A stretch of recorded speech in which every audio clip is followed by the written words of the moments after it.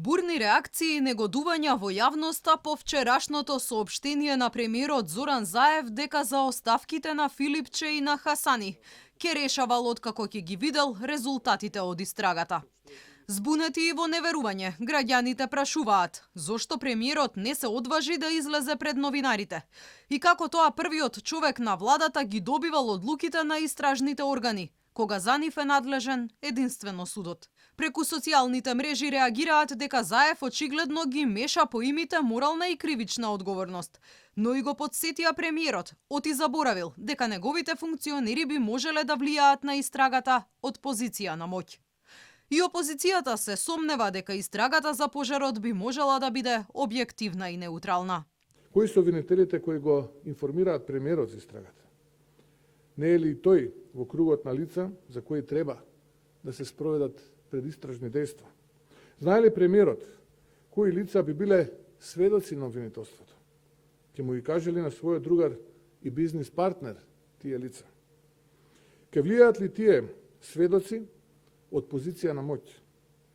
Ќе организираат ли одбрана?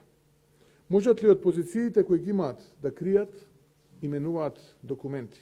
Лидерот на ВМРО-ДПМН Мицкоски прашува зошто Филипче и Хасани оставките не ги понудиле до парламентот како што е редот и најави дека во вторник пратениците од опозицијата ќе бараат нивно разрешување во собраниската сала.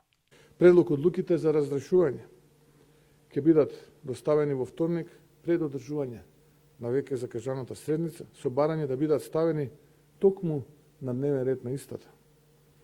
Штом премиерот Заев си подигрува со собранието и не ги доставува оставките до органот кој што е надлежен и органот кој што ги избрал министерот и неговиот заменик, тогаш ќе одиме по оваа процедура.